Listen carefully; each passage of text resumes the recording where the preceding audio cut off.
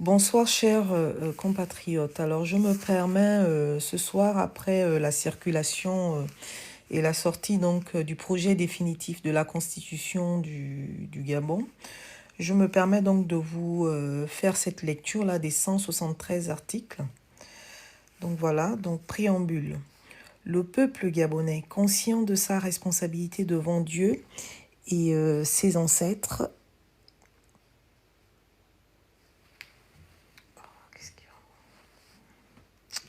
Alors, excusez-moi, je reprends. Le peuple gabonais, conscient de sa responsabilité devant Dieu, ses ancêtres et l'histoire, porté par l'esprit du 30 août 2023, entend reprendre sa marche vers l'édification d'un État de droit garant des droits et libertés fondamentaux. Soucieux de la préservation du patrimoine naturel et immatériel de la nation et respectueux des valeurs sociales profondes et traditionnelles qui l'unissent. Animé de la volonté d'assurer son indépendance et son unité d'organiser la vie commune d'après les principes de la souveraineté nationale, de la séparation des pouvoirs, de la démocratie pluraliste et participative, fondée sur la tenue d'élections libres et transparentes, de la justice sociale et de l'état de droit. Mu par la ferme volonté de refonder l'État, de réhabiliter ses valeurs cardinales, de préserver les principes républicains et de consolider la démocratie et la citoyenneté.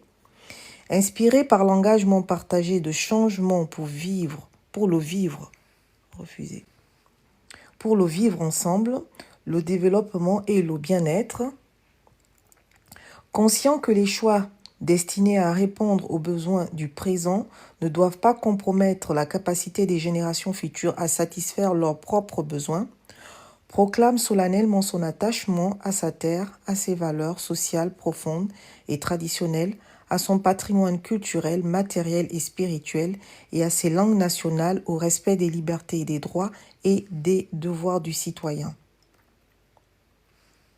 Affirme solennellement et souverainement son attachement aux droits de l'homme et aux libertés fondamentales, tels qu'ils résultent de la Déclaration universelle des droits de l'homme de 1948 consacrée par la Charte africaine des droits de l'homme et des peuples de 1981 et par la Charte nationale des libertés de 1990. Réaffirme sa pleine souveraineté sur l'ensemble des ressources naturelles de son sol et de son sous-sol ainsi que sur le numérique. Déclare son intérêt profond aux enjeux écologiques, environnementaux, des changements climatiques et de la protection des écosystèmes. En vertu de ces principes et de celui de la souveraineté des peuples, adopte par référendum la présente Constitution, loi suprême de la République, dont le préambule est partie intégrante. Titre 1. Des principes et des valeurs de la République. Chapitre 1. Des principes. Article 1er. Le Gabon est une république organisée sous la forme d'un État unitaire décentralisé. La République gabonaise est une, indivisible, laïque, démocratique et sociale. Elle affirme la séparation de l'État et des religions.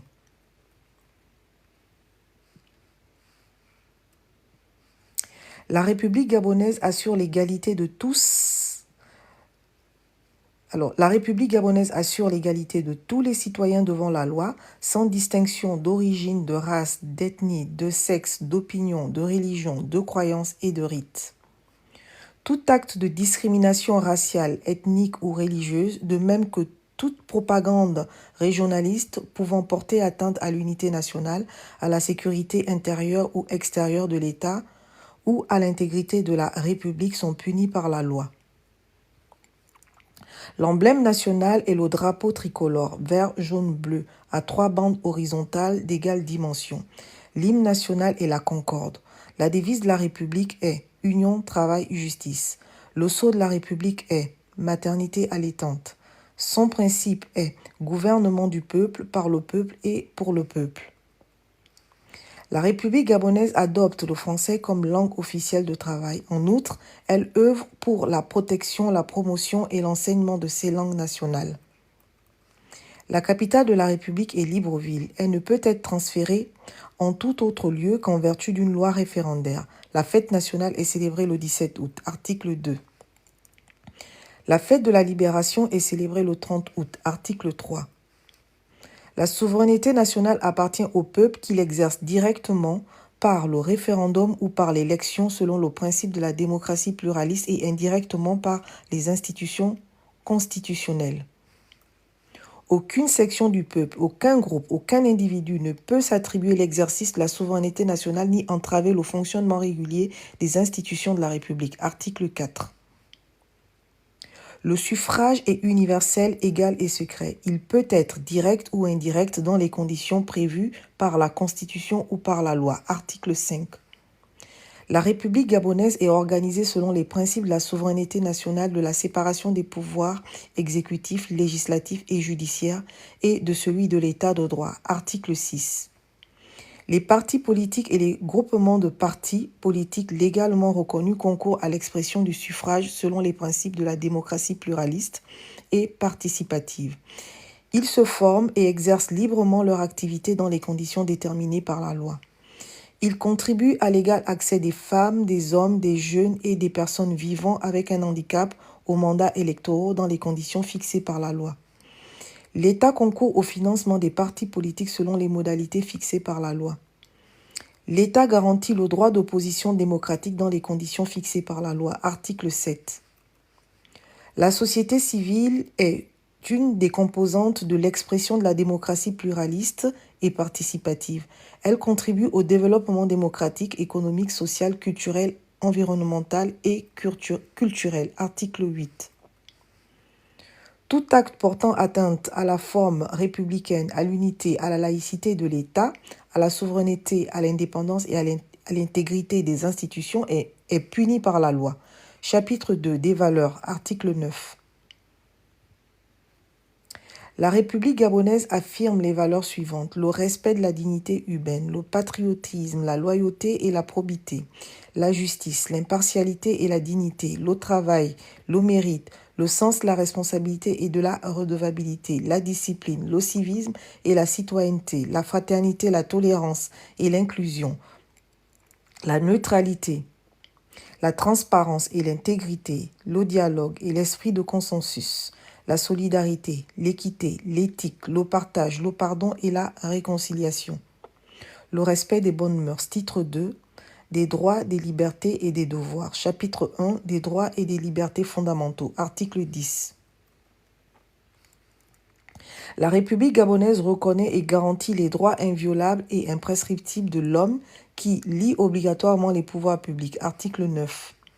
Chaque citoyen a le droit à la vie, au libre développement de sa personnalité, au respect de sa dignité et de son intégrité physique et morale. Le clonage des êtres humains est interdit. Toute forme de torture, de peine ou traitement cruel, inhumain ou dégradant sont interdits. Article 12. Nul ne peut être humilié, maltraité, torturé, ni faire l'objet de traitements ou de peines cruelles, inhumains ou dégradants, même lorsqu'il est en état d'arrestation ou d'emprisonnement. L'esclavage et la traite des personnes sont interdits sous toutes leurs formes. Article 13. Les libertés de conscience, de pensée et de libre pratique de la religion et de culte sont garanties à tous. Article 14.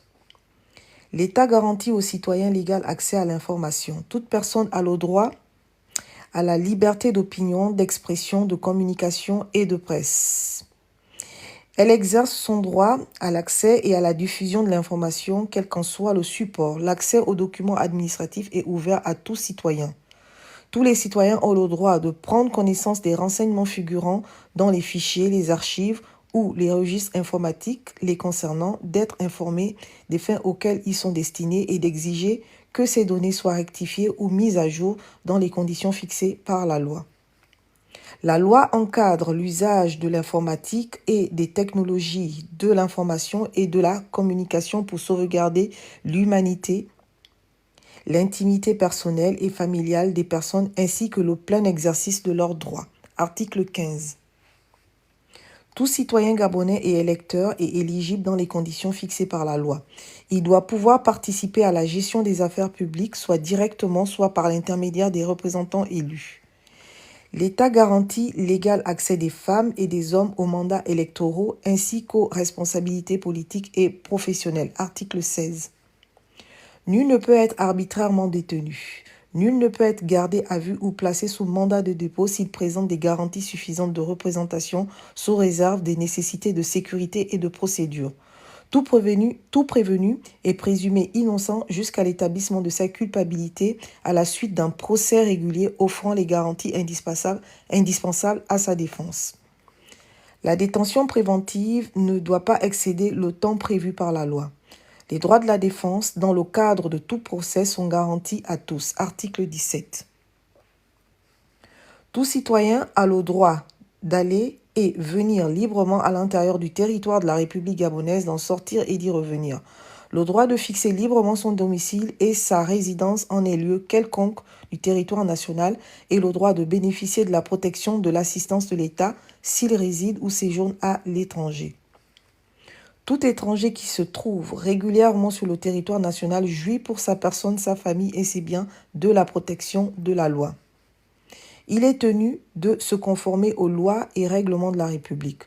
Aucun Gabonais ne peut être extradé si ce n'est qu'en vertu des accords internationaux, bilatéraux ou multilatéraux et des lois nationales. Article 18. Chacun a droit au respect de sa vie privée. Le domicile est inviolable. Il ne peut être ordonné de perquisition que par le juge ou par les autorités désignées par la loi. Les perquisitions ne peuvent être exécutées que dans les formes prescrites par celle-ci. Les mesures portant atteinte à l'inviolabilité du domicile ou la restreignant ne peuvent être prises que pour parer aux dangers collectifs ou protéger l'ordre public de menaces imminentes, notamment pour lutter contre les risques d'épidémie ou pour protéger les personnes en danger. Il ne peut être ordonné de restriction à cette inviolabilité qu'en application de la loi pour des raisons d'ordre public et de sécurité nationale. Article 19. Le secret de la correspondance, des communications postales, télégraphiques, électroniques, téléphoniques et télématiques est inviolable. Article 20. Tout citoyen gabonais, aussi bien seul qu'en collectivité, a droit à la propriété. Nul ne peut être privé de sa propriété si ce n'est lorsque la nécessité publique légalement constatée l'exige et sous la condition d'une juste et préalable indemnisation. Toutefois, les expropriations immobilières engagées pour cause d'utilité publique, pour insuffisance ou absence de mise en valeur et visant les propriétés immatriculées sont régies par la loi. Les conditions et modalités d'accès à la propriété sont fixées par la loi. Article 21. Toute personne a droit à la liberté d'association. Le droit de former des associations, des partis ou formations politiques, des syndicats, des sociétés, des établissements d'intérêt social ainsi que des communautés religieuses est garanti à tous dans les conditions fixées par la loi. Les communautés religieuses règlent et administrent leurs affaires d'une manière indépendante, sous réserve de respecter les principes de la souveraineté nationale, l'ordre public et de préserver l'intégrité morale et mentale de l'individu. Les associations, partis ou formations politiques, syndicats, sociétés, établissements d'intérêt social ainsi que les communautés religieuses dont les activités sont contraires aux lois ou à la bonne entente des groupes ou ensembles ethniques peuvent être interdits selon les termes de la loi.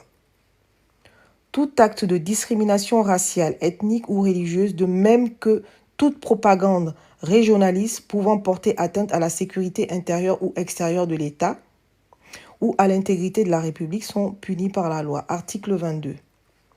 Les citoyens ont le droit de se réunir librement. Les rassemblements, manifestations ou défilés sur l'espace public doivent être autorisés dans les conditions prévues par la loi. Article 23. Chaque citoyen a le droit de travailler et celui d'obtenir un emploi et un salaire équitable. Nul ne peut être lésé dans son travail en raison de ses origines, de son sexe, de sa race, de sa religion ou de ses opinions. Il dispose de la liberté de former avec d'autres des syndicats et de s'affilier au syndicat de son choix. Le droit de grève est reconnu aux salariés du secteur privé et aux agents publics pour la défense de leurs intérêts. L'exercice de ce droit devra se concilier avec le maintien des services essentiels de la nation. Article 24. L'État reconnaît la liberté d'entreprendre. L'activité économique et les investissements des personnes physiques ou morales doivent contribuer au développement durable du Gabon et ne peuvent d'aucune manière porter atteinte à son indépendance ou aux intérêts de sa population. Article 25. La famille est la cellule de base naturelle de la société. Le mariage, union entre deux personnes de sexe opposé, en est le support légitime. Ils sont placés sous la protection de l'État. Les parents ont le droit, dans le cadre de l'obligation scolaire, de décider de l'éducation morale et religieuse de leurs enfants. Les enfants ont, vis-à-vis de l'État, les mêmes droits en ce qui concerne aussi bien l'assistance que leur développement physique, intellectuel et moral. Article 26. Les droits et libertés énoncés par la présente Constitution s'exercent dans les conditions déterminées par la loi, dans le respect de l'ordre public et de tout principe ou objectif protégé par la Constitution et sans qu'ils puissent porter atteinte aux droits d'autrui. Ils pourront ainsi être soumis à certaines formalités, conditions, restrictions ou sanctions établies par la loi et considérées comme nécessaires dans une société démocratique. Chapitre 2 des devoirs. Article 27. Chaque citoyen a le devoir de défendre la patrie. Il se doit de respecter et de défendre le patrimoine national et les biens publics. Il a l'obligation de protéger et de respecter la Constitution, les lois et les règlements de la République. Le service militaire est obligatoire pour les Gabonais des deux sexes dans les conditions fixées par la loi. Article 28. Chaque citoyen a le devoir de respecter et de défendre le patrimoine national et les biens publics et de contribuer à la préservation ainsi qu'à l'amélioration de l'environnement. Article 29. Les soins à donner aux enfants et leur éducation constituent pour les parents un devoir naturel qu'ils exercent sous la surveillance et avec l'aide de l'État et des autres collectivités publiques. Article 30. L'État garantit l'égal accès de l'enfant et de l'adulte à l'instruction, à la formation professionnelle et à la culture. L'État a le devoir d'organiser l'enseignement public sur le principe de la neutralité religieuse et selon ses possibilités sur la base de la gratuité. Article 31. L'État prend les mesures nécessaires pour intégrer dans les programmes d'enseignement scolaire et universitaire ainsi que dans la formation des agents publics civils et militaires. La Constitution, notamment les droits et les libertés fondamentaux et les devoirs des citoyens. Article 32. La collation des grades demeure la prérogative de l'État. La liberté de l'enseignement est garantie à tous.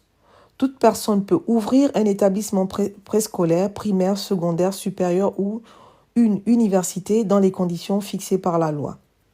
La loi fixe les conditions de participation de l'État et des collectivités publiques aux charges financières des établissements privés d'enseignement reconnus d'utilité publique. Dans les établissements publics d'enseignement, l'instruction religieuse peut être dispensée aux élèves à la demande de leurs parents dans les conditions déterminées par les règlements. La loi fixe les conditions de fonctionnement des établissements d'enseignement privés en tenant compte de leurs spécificités. Article 33. L'État affirme son attachement à la politique nataliste. Article 34. L'État a le devoir d'organiser un recensement général de la population tous les 10 ans. Article 35. La protection de la jeunesse contre l'exploitation et contre l'abandon moral, intellectuel et physique est une obligation pour l'État et les autres collectivités publiques. Article 36. L'État garantit à tous les citoyens l'égal accès aux emplois et services publics sans distinction de sexe, d'appartenance ethnique, politique, religieuse ou idéologique. L'État garantit aux personnes vivant avec un handicap l'égal accès aux emplois et services publics. Il a le devoir de veiller au sein de l'administration au respect des principes d'éthique, de déontologie, de performance, de transparence et de redevabilité, gage du développement harmonieux et durable du pays. Article 37. L'État garantit à tous, notamment à l'enfant, à la mère, aux personnes vivant avec un handicap, aux retraités et aux personnes âgées, la protection de la santé, la protection sociale un environnement naturel préservé, le repos et les loisirs. L'État garantit à tous l'accès à l'eau potable et à l'énergie. L'État a le devoir de promouvoir la qualité de la vie et de protéger l'environnement. Article 38. La défense de la nation et la sauvegarde de l'ordre public sont assurées essentiellement par les forces de défense et de sécurité nationale. En conséquence, aucune personne, aucun groupement de personnes ne peuvent se constituer en milice privée ou groupement paramilitaire. Les forces de défense et de sécurité nationale sont au service de l'État. En temps de paix, les forces de défense et de sécurité gabonaises peuvent participer aux travaux de développement économique et social de la nation. Article 39. La nation proclame la solidarité et l'égalité de tous devant les charges publiques. Chacun doit contribuer en proportion de ses ressources au financement des dépenses publiques. La nation proclame en outre la solidarité de tous devant les charges qui résultent des calamités naturelles et nationales. Article 40. L'État est tenu de promouvoir et de faire respecter la bonne gouvernance dans la gestion des affaires publiques et de lutter contre la corruption, les détournements des deniers publics et les infractions assimilées. Titre 3 du pouvoir exécutif, chapitre 1 du président de la République, article 41. Le président de la République est le chef de l'État, il est le détenteur du pouvoir exécutif. Il incarne l'unité nationale, veille au respect de la Constitution, assure par son arbitrage le fonctionnement régulier des pouvoirs publics ainsi que la continuité de l'État. Il est le garant de l'indépendance nationale, de l'intégrité du territoire, du respect des accords et traités internationaux. Il détermine et conduit la politique de la nation. Article 42. Le président de la République est élu pour 7 ans au suffrage universel direct. Il est rééligible une fois. Nul ne peut exercer plus de 2 mandats successifs, quelles que soient les éventuelles révisions de la Constitution. L'élection du président de la République a lieu au scrutin majoritaire uninominal à 2 tours. Le président de la République est élu à la majorité absolue des suffrages exprimés. Si celle-ci n'est pas obtenue au premier tour du scrutin, il est procédé le 14e jour suivant l'annonce des résultats à 1 tour. Seuls peuvent se présenter au second tour du scrutin les 2 candidats qui ont recueilli le plus grand nombre de suffrages au premier tour.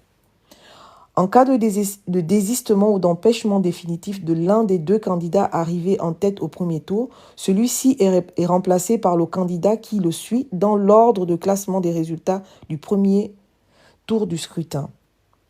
Est déclaré élu au second tour le candidat ayant recueilli le plus grand nombre de voix. Article 43. Sont éligibles à la présidence de la République tous les Gabonais des 2 sexes remplissant les conditions ci-après. Être né gabonais d'au moins un parent gabonais, lui-même né gabonais. Avoir la nationalité gabonaise unique et exclusive. Être âgé de 35 ans au moins et de 70 ans au plus.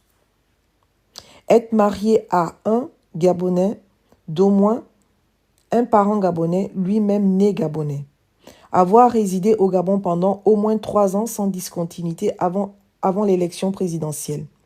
Parler au moins une langue nationale.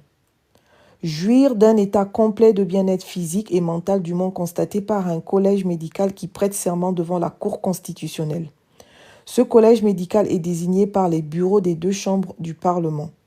Jouir de ses droits civils et politiques.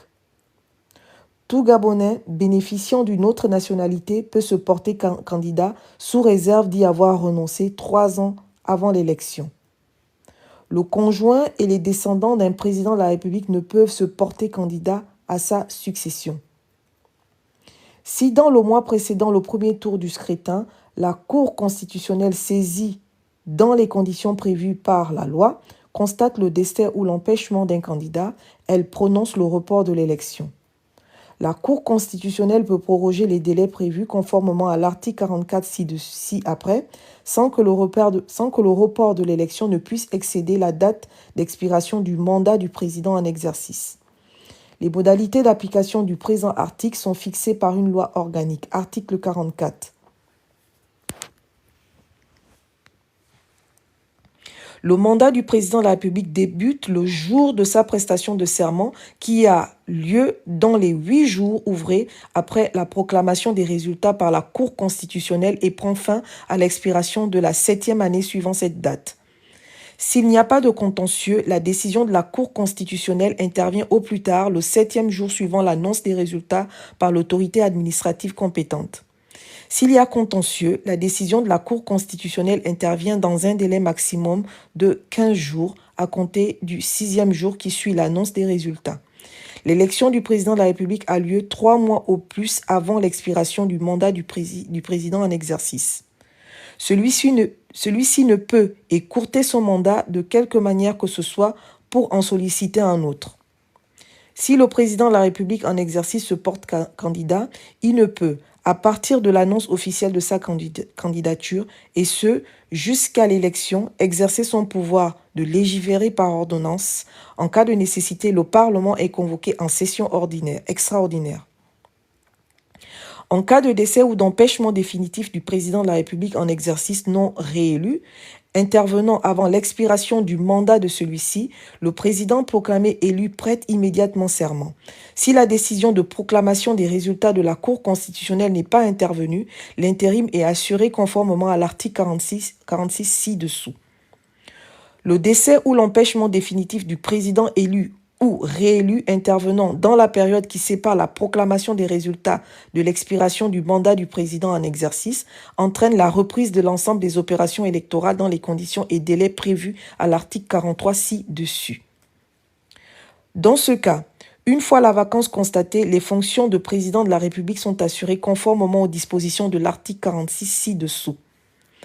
Pendant la période qui sépare la proclamation des résultats de l'élection présidentielle du début d'un nouveau mandat présidentiel, la révision de la Constitution ne peut être entamée ou achevée. Article 45. Lors de son entrée en fonction, le président de la République prête solennellement serment ci-dessous devant la Cour constitutionnelle en présence du Parlement, la main gauche posée sur la Constitution, la main droite levée devant le drapeau national. Moi, élu, président de la République, m'engage devant Dieu, nos ancêtres et le peuple gabonais à consacrer toutes mes forces à son bien-être, le protéger de tout dommage, respecter et défendre fidèlement la Constitution et l'État de droit, préserver les acquis démocratiques, l'indépendance de la patrie, l'intégrité du territoire national, remplir consciencieusement les devoirs de ma charge et être juste envers tous. Je le jure. Article 46. En cas d'empêchement temporaire du président de la République, dûment constaté par la Cour constitutionnelle sur saisine des présidents des deux chambres du Parlement ou du vice-président du gouvernement, le vice-président de la République exerce provisoirement les fonctions de président de la République à l'exclusion des pouvoirs prévus par les articles 66, 67, 68, 69, 70, 71, 72, 73, 145 et 156 de la présente Constitution. L'empêchement temporaire ne peut excéder 45 jours. Passé ce délai, l'empêchement devient définitif. En cas de vacance de la présidence de la République pour quelque cause que ce soit ou d'empêchement définitif de son titulaire constaté par la Cour constitutionnelle, saisi soit par le bureau de l'Assemblée nationale statuant à la majorité des 2/3 de ses membres, soit à l'initiative du vice-président du gouvernement après convocation du Conseil des ministres statuant à la majorité simple de ses membres, les fonctions de président de la République à l'exception de celles prévues aux articles 66, 67, 68, 69, 70, 71, 72, 73, 145 et 156 sont provisoirement exercées par le président du Sénat. Et si celui-ci est empêché à son tour par le premier vice-président du Sénat. Dans tous les cas, ni l'un ni l'autre ne peut être candidat à l'élection présidentielle. Avant son entrée en fonction, le président du Sénat, assurant l'intérim, prête serment dans les conditions prévues à l'article 50 ci-dessus. En cas de vacance ou lorsque l'empêchement est déclaré définitif par la Cour constitutionnelle, le scrutin pour l'élection du nouveau président a lieu, sauf cas de force majeure constaté par la Cour constitutionnelle, 30 jours au moins et 120 jours au plus après l'ouverture de la vacance ou de la déclaration du caractère définitif de l'empêchement. Les modalités d'application du présent article sont fixées par une loi organique. Article 47. Les fonctions de président de la République sont incompatibles avec l'exercice de toute autre fonction publique et activité privée à caractère lucratif. Article 48. Le président de la République est assisté d'un vice-président de la République. Le vice-président de la République est nommé par le président de la République qui met fin à ses fonctions. Les fonctions de vice-président de la République cessent également à l'issue de la proclamation d'élection présidentielle par la Cour constitutionnelle et en cas de vacance de la présidence de la République pour quelque cause que ce soit ou d'empêchement définitif du président de la République du manque constaté par la Cour constitutionnelle. Article 49. Les fonctions de vice-président de la République sont incompatibles avec l'exercice de toute autre fonction et activité privée à caractère lucratif. Article 50. Le vice-président de la République prête serment sur la Constitution devant le président de la République et en présence de la Cour constitutionnelle selon les termes ci-après. Je jure de respecter la Constitution et l'État de droit, de remplir consciencieusement les devoirs de ma charge dans le strict respect de ses obligations de loyauté et de confidentialité à l'égard du chef de l'État. Article 51. Le vice-président de la République supplée le président de la République dans les fonctions que celui-ci lui délègue. Le vice-président de la République, sur habilitation expresse du président de la République, peut présider le Conseil des ministres avec un ordre du jour précis. Les modalités d'application du présent article sont fixées par une loi organique. Article 52. Le président de la République promulgue les lois définitivement adoptées dans les 25 jours qui suivent leur transmission au gouvernement. Le président de la République peut, pendant le délai de promulgation, demander au Parlement une nouvelle délibération de la loi ou de certains de ses articles. Cette nouvelle délibération ne peut être refusée. Le texte ainsi soumis à une seconde lecture doit être adopté à la majorité des 2/3 de ses membres, soit sous sa forme initiale, soit après modification. Le président de la République le promulgue dans les délais fixés ci-dessus. Si le texte est adopté sous sa forme initiale, le président de la République saisit la Cour constitutionnelle qui statue dans un délai de 15 jours. Le projet ou la proposition de loi est repris conformément aux indications de la Cour constitutionnelle et promulgué par le président de la République. Si le texte est adopté après modification, le président de la République le promulgue dans les délais fixés ci-dessus. À défaut de promulgation de la loi par le président de la République dans les conditions et délais ci-dessus, il doit déférer le texte à la Cour constitutionnelle. En cas de rejet du recours par la Cour constitutionnelle, le président de la République promulgue la loi dans les 10 jours suivant la notification de la décision de la Cour. Article 53. Le président de la République veille à l'application des lois et à l'exécution des décisions de justice. Il dispose du pouvoir réglementaire. Article 54. Le président de la République peut, sur sa propre initiative ou sur proposition de l'Assemblée nationale ou du Sénat, prise à la majorité absolue pendant la durée de la session, soumettre au référendum tout projet de loi portant application des principes contenus dans la présente Constitution et touchant directement ou indirectement au fonctionnement des institutions. Lorsque le référendum a conclu à l'adoption du projet de loi, le président de la République le promulgue conformément à l'article 52 ci-dessus. Article 55. Le président de la République est le chef des administrations civiles et militaires. Il dispose de l'ensemble des forces de défense et de sécurité. Il nomme aux emplois civils et militaires conformément aux textes en vigueur. Les nominations à certains emplois et fonctions civiles supérieures de l'État sont soumises à l'avis des présidents des 2 chambres du Parlement. Une loi détermine les emplois et fonctions mentionnés à l'alinéa ci-dessus, ainsi que les modalités d'accès à ces emplois et fonctions. Une loi organique détermine les emplois et fonctions de souveraineté ainsi que les modalités d'accès à ces emplois et fonctions. Avant leur entrée en fonction, les commandants en chef des forces de défense et de sécurité, les gouverneurs, les ambassadeurs ainsi que les envoyés extraordinaires prêtent serment devant le président de la République dans les conditions définies par la loi. Article 56. Le président de la République est le chef suprême des forces de défense et de sécurité.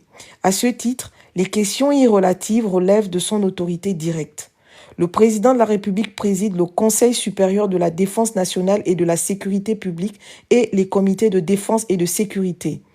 Il y est suppléé, le cas échéant, par les ministres chargés de la défense et de la sécurité sur une habilitation expresse et pour un ordre du jour déterminé. Les ministres chargés de la défense et de la sécurité assurent la direction des comités de défense et de sécurité selon leur domaine de compétence. Une loi fixe les modalités d'application du présent article. Article 57.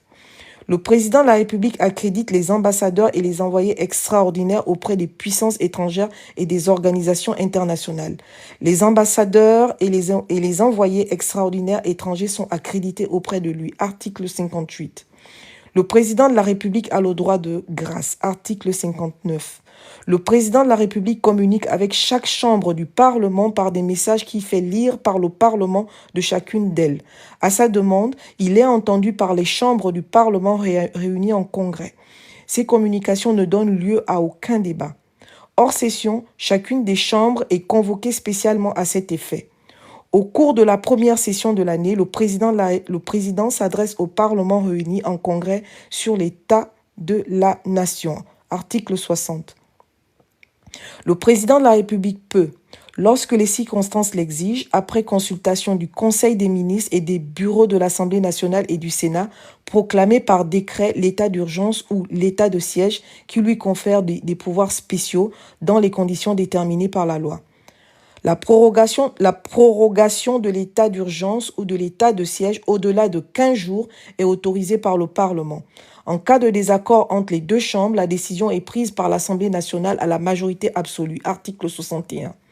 La déclaration de guerre par le président de la République est autorisée par le Parlement à la majorité des 2/3 de ses membres. Article 62. Le président de la République peut, après consultation des présidents des deux chambres du Parlement et avis de la Cour constitutionnelle, prononcer la dissolution de l'Assemblée nationale. Le recours à cette prérogative est limité à une fois au cours d'un même mandat présidentiel. Aucune dissolution ne peut être prononcée dans les 24 premiers mois de la législature ou lorsqu'une mise en accusation devant la Haute Cour de justice est ouverte. Le renouvellement de l'Assemblée nationale a lieu 60 jours au plus après la dissolution. Article 63.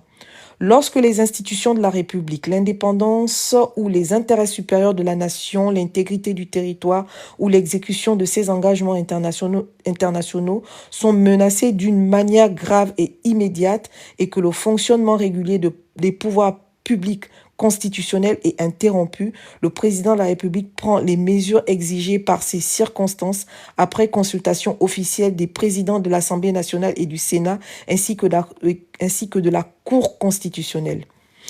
Il en informe la nation par un message. Ces mesures doivent être inspirées par la volonté d'assurer au pouvoir public constitutionnel dans les moindres délais les moyens d'accomplir leur mission. Durant l'exercice des pouvoirs exceptionnels, aucune institution de la République ne peut être dissoute ou suspendue. Après 30 jours d'exercice des pouvoirs exceptionnels, la Cour constitutionnelle est saisie par le président de l'Assemblée nationale ou le président du Sénat aux fins d'examiner si les conditions énoncées au premier alinéa demeurent réunies. Elle se prononce dans les 8 jours par avis public. La révision de la Constitution ne peut être entamée ou achevée pendant l'exercice des pouvoirs exceptionnels. Le Parlement se réunit de plein droit. Article 64. Le président de la République peut, lorsque les circonstances l'exigent, après consultation du Conseil des ministres et des présidents des chambres du Parlement, proclamer par décret l'état de mise en garde et l'état d'alerte dans les conditions déterminées par la loi. La prorogation de l'état de mise en garde ou de l'état d'alerte au-delà de 21 jours est autorisé par le Parlement. Article 65. Le président de la République convoque et préside le Conseil des ministres et en arrête l'ordre du jour. Le vice-président de la République en est membre de droit. Article 66. Le président de la République nomme en Conseil des ministres aux emplois supérieurs civils et militaires de l'État, notamment les ambassadeurs et les envoyés extraordinaires, les officiers supérieurs et généraux, ainsi que les directeurs des administrations centrales et les gouverneurs.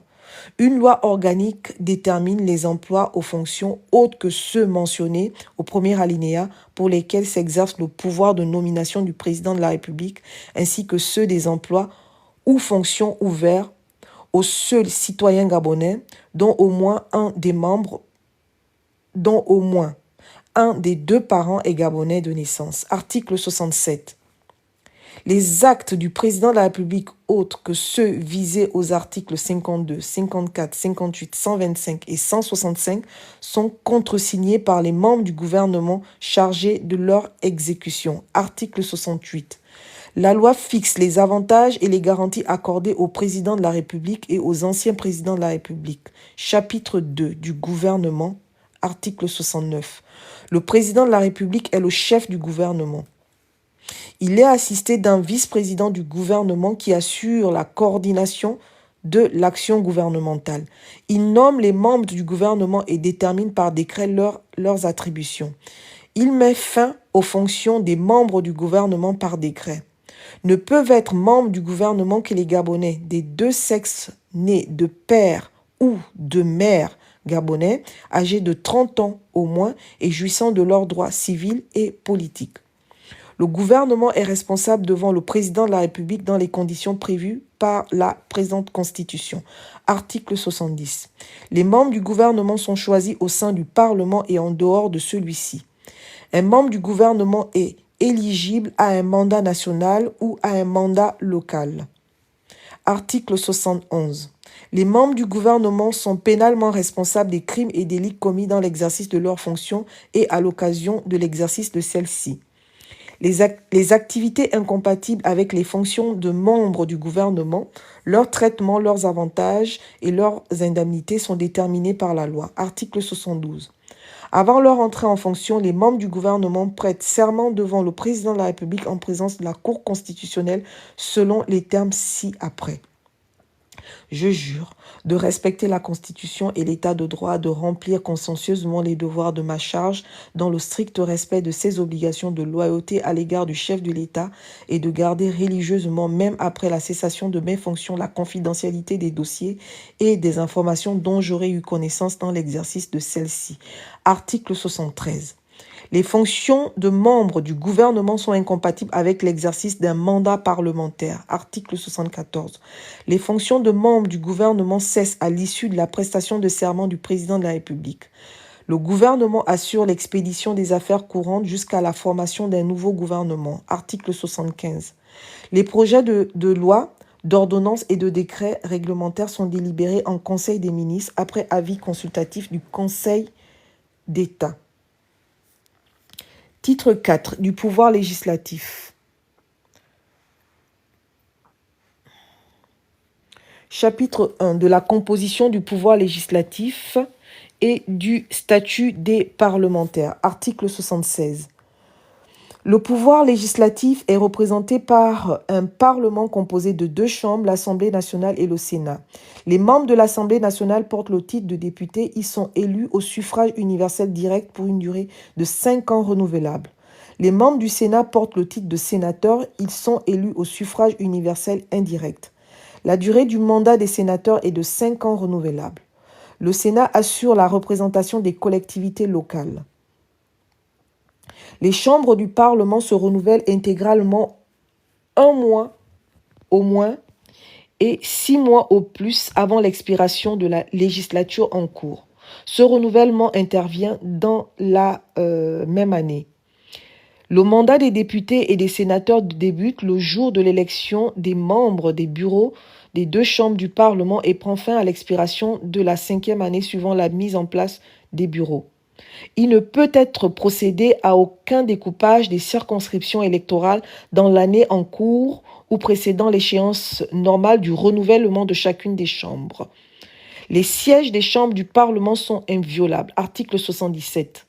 Les membres du Parlement jouissent de l'immunité parlementaire. Aucun membre du Parlement ne peut être inquiété, poursuivi, recherché, arrêté, détenu ou jugé à l'occasion des opinions ou votes émis par lui dans l'exercice ou à l'occasion de l'exercice de ses fonctions et même après la cessation de celles-ci. Tout membre du Parlement ne peut, sauf en cas de flagrant délit ou de condamnation définitive, être poursuivi, recherché ou arrêté en matière criminelle, correctionnelle ou de simple police qu'après la levée de l'immunité parlementaire. L'immunité parlementaire est levée à l'issue d'un vote ou scrutin public et à la majorité des 2/3 des membres composant la Chambre intéressée. Les membres du Parlement sont protégés contre les menaces, violences et attaques de quelque nature que ce soit dont ils peuvent être l'objet dans l'exercice de leurs fonctions. La détention ou la poursuite d'un membre du Parlement est suspendue jusqu'à la fin de son mandat, sauf en cas de levée de l'immunité parlementaire. Article 78. Une loi organique fixe pour chacune des chambres le nombre de parlementaires, leurs indemnités, les modalités et les conditions de leur élection, ainsi que le régime des inéligibilités et des incompatibilités. Chapitre 2 des pouvoirs du Parlement, article 79. Le Parlement vote la loi, consent l'impôt, contrôle l'action du gouvernement et évalue les politiques publiques dans les conditions prévues par la présente Constitution. Article 80. Les moyens d'information, de contrôle et d'évaluation du Parlement sur l'action du gouvernement sont les suivants. Les interpellations, les questions écrites et orales, les questions d'actualité, les commissions d'enquête, de contrôle et d'évaluation. Article 81. Le vice-président du gouvernement et les autres membres du gouvernement répondent aux interpellations devant la chambre du Parlement concernée. En la circonstance, la chambre concernée peut prendre une résolution pour faire des recommandations au président de la République. Article 82. Une séance au moins par mois est réservée aux questions des parlementaires et aux réponses du vice-président du gouvernement et des ministres. Toutefois, une séance consacrée à l'examen des questions d'actualité peut être organisée chaque fois que de besoin. Les questions d'actualité peuvent faire l'objet d'interpellations du vice-président du gouvernement et des ministres, même pendant les sessions extraordinaires du Parlement. L'exécutif est tenu de fournir au Parlement tous les éléments d'information qui lui sont demandés sur sa gestion et ses activités. Article 83. Une loi organique détermine les conditions dans lesquelles la question écrite peut être transformée en question orale avec débat et les conditions d'organisation et de fonctionnement des commissions d'enquête, de contrôle et d'évaluation. Chapitre 3 de l'organisation et du fonctionnement du Parlement. Article 84. Chaque chambre du Parlement se réunit de plein droit le premier jour ouvrable suivant le 15e jour après son élection. Son ordre du jour comprend alors exclusivement l'élection de son président et de son bureau. Les présidents et les autres membres des bureaux de l'Assemblée nationale et du Sénat sont élus par leurs pairs pour la durée de la législature au scrutin secret, conformément aux dispositions du règlement de la Chambre concernée. À tout moment, après leur entrée en fonction, la Chambre concernée peut relever le président et les autres membres du bureau dans leur mandat à la suite d'un vote de défiance à la majorité absolue. Article 85. Le Parlement se réunit de plein droit au cours des 2 sessions de 4 mois par an. La première commence le premier jour ouvrable du mois de mars et prend fin le dernier jour ouvrable du mois de juin. La seconde commence le premier jour ouvrable du mois de septembre et prend fin le dernier jour ouvrable de la 3e semaine du mois de décembre. L'ouverture de la session est reportée au lendemain si ce jour est férié ou, le cas échéant, le premier jour ouvrable qui suit. Article 86. Le Parlement se réunit de plein droit pendant la durée de l'état de siège et dans les cas prévus à l'article 63 ci-dessus. Article 87. Les chambres du Parlement se réunissent en session extraordinaire sur convocation de leur président pour un ordre du jour déterminé à la demande soit du président de la République, soit de la majorité absolue de leurs membres. Les sessions extraordinaires sont ouvertes et closes par décret du président de la République. Elles ne peuvent excéder une durée de 15 jours. Article 88. Les séances du Parlement sont publiques. Un compte rendu intégral des débats est publié au journal des débats. Chacune des 2 chambres peut, sous le contrôle de son bureau, faire diffuser par les médias publics une retransmission des débats dans le respect du pluralisme et conformément aux dispositions de son règlement. Chacune des 2 chambres peut accueillir un chef d'État ou de gouvernement étranger ou le chef d'une institution internationale. Chaque chambre du Parlement peut siéger à huis clos à la demande soit du président de la République, soit d'un 5e de ses membres. Article 89. La clôture des sessions ordinaires ou extraordinaires est de droit retardée pour permettre, le cas échéant, l'application des dispositions des articles 61, 62, 64 et 66 de la présente Constitution. Article 90. Chaque parlementaire est le représentant de la nation toute entière. Tout mandat impératif est nul. Le droit de vote des membres du Parlement est libre et personnel. Article 91. Chaque chambre du Parlement vote son règlement qui ne peut rentrer en vigueur qu'après avoir été déclaré conforme à la Constitution par la Cour constitutionnelle. Toute modification ultérieure est également soumise à cette procédure. Article 92. Chaque chambre du Parlement jouit de l'autonomie administrative et financière. Les modalités d'application de cet article sont fixées par une loi organique. Article 93. Les deux chambres du Parlement se réunissent en congrès pour les cas suivants. La procédure de révision constitutionnelle conformément à l'article 170 de la présente Constitution. La communication du président de la République conformément à l'article 46 de la présente Constitution. L'autorisation de déclarer la guerre à la majorité des 2/3 des membres du Parlement réunis en congrès conformément à l'article 61 de la présente Constitution. Titre 5. Des rapports entre le pouvoir exécutif et le pouvoir législatif. Chapitre 1. Du domaine de la loi et du règlement. Article 94. En dehors des cas expressément prévus par la Constitution, la loi fixe les règles concernant l'exercice des droits fondamentaux des citoyens et des devoirs, les sujétions imposées aux Gabonais, aux étrangers, en leur personne et en leurs biens, en vue de l'utilité publique et de la défense nationale, la nationalité, l'état et la capacité des personnes, des régimes matrimoniaux, les successions et les libéralités, le statut des étrangers et l'immigration.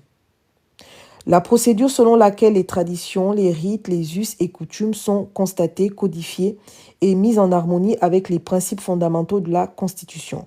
L'organisation de l'état civil, l'information, la communication audiovisuelle en ligne, cinématographique et écrite. Les conditions de l'usage de l'informatique, du numérique et de l'intelligence artificielle, que soit sauvegardé l'honneur, l'intimité personnelle et familiale des citoyens ainsi que le plein exercice de leurs droits. Le régime du service militaire obligatoire, le régime de protection des données à caractère personnel et de la vie privée, le régime des élections politiques, le statut des magistrats, le système de financement de la vie politique et des campagnes électorales, l'organisation de la justice, l'organisation des offices ministériels ou publics, les professions d'officiers ministériels, la détermination des crimes et délits ainsi que des peines qui leur sont applicables, la procédure pénale, la procédure civile, le régime pénitentiaire, les règles de procédure devant les juridictions des ordres administratifs et financiers, les règles de procédure devant la Cour constitutionnelle, l'amnistie et le droit de grâce. L'état de mise en garde, l'état d'urgence, l'état d'alerte et l'état de siège, le régime des associations, des organisations non gouvernementales, des fondations, des syndicats, des partis et des formations politiques, le statut de l'opposition, le régime des cultes, l'assiette, le taux et les modalités de recouvrement des impositions de toute nature, le régime d'émission de la monnaie, le statut général de la fonction publique et les statuts particuliers, la définition des emplois et des fonctions de souveraineté, le statut de la fonction publique locale, le statut de la fonction publique parlementaire, le régime de la responsabilité des ordonnateurs et des comptables publics, la nationalisation d'entreprises et les transferts de propriété d'entreprises du secteur public ou au secteur privé, le régime des concessions des services publics, le régime des transports, du numérique, des télécommunications et des technologies, de l'information et de la communication, l'organisation générale administrative et financière, la création, le fonctionnement et la libre administration des collectivités territoriales, leurs compétences, leurs ressources et leur assiette d'impôts, les conditions de participation de l'État au capital de toute société et de contrôle par celui-ci de la gestion de ces sociétés, le régime domanial, foncier, forestier, minier, pétrolier et de l'habitat, le régime de protection des espaces marins, océaniques, atmosphériques, la protection du patrimoine historique, numérique, artistique, culturel et archéologique, les conditions de promotion et de développement de la culture et des langues nationales, la protection de la nature et de l'environnement et la lutte contre le changement climatique, le régime de conservation et de protection de la biodiversité, le régime de la propriété des droits réels et des obligations civiles et commerciales, les engagements financiers de toute nature et de tout terme de l'État, emprunt, garantie, caution et aval, les programmes d'action économique et sociale, les conditions dans lesquelles sont présentées et votées les lois de finances et régler les comptes de la nation. Les lois de finances déterminant les ressources et les charges de l'État dans les conditions prévues par une loi organique. Les lois de programme fixant les objectifs de l'État en matière économique, sociale, culturelle, touristique, de politique étrangère, de défense et de sécurité nationale. La planification, la conception et l'évaluation des politiques publiques. La création et la suppression des établissements et services publics autonomes. L'alimentation. La loi détermine en outre les principes fondamentaux de l'enseignement, de la formation et de la recherche, de la santé, de la protection sociale, du droit du travail, du droit syndical, y compris les conditions d'exercice du droit de grève, de la mutualité et de l'épargne, de l'organisation générale et de la défense nationale et de la sécurité publique. L'organisation administrative du territoire de la République est fixée par une loi organique. Les dispositions du présent article peuvent être précisées ou complétées par une loi organique. Article 95. Les matières autres que celles qui sont du domaine de la loi ont un caractère réglementaire. Article 96. Toutes les ressources et toutes les charges de l'État doivent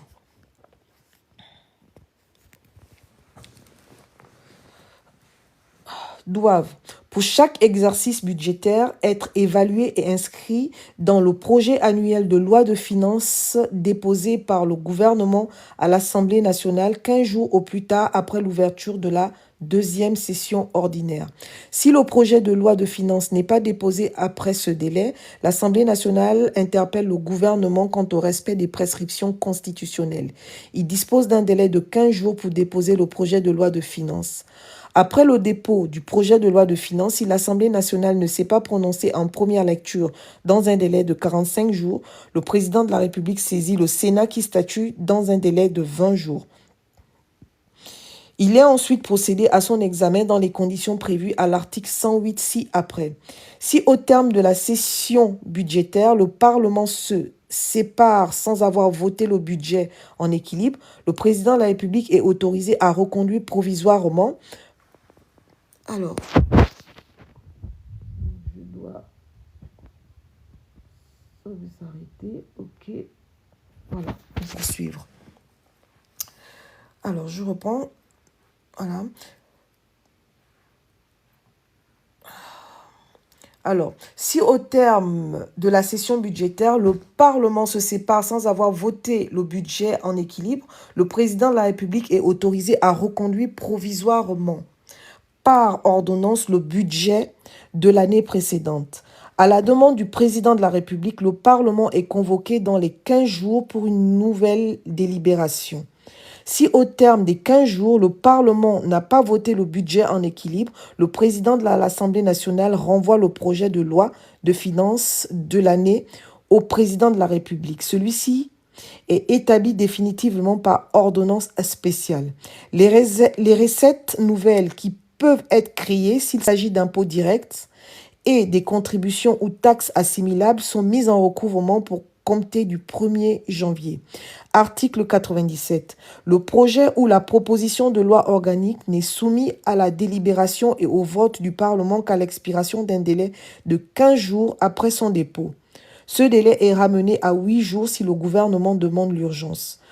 Le projet ou la proposition de loi organique est adopté dans les mêmes conditions par chacune des deux chambres du Parlement à la majorité absolue des membres présents. La procédure des articles 103 et 108 est applicable. Les lois organiques ne peuvent être promulguées qu'après avoir été déclarées conformes à la Constitution par la Cour constitutionnelle. Article 98. La Cour des comptes assiste le Parlement et le gouvernement dans le contrôle de l'exécution de la loi de finances.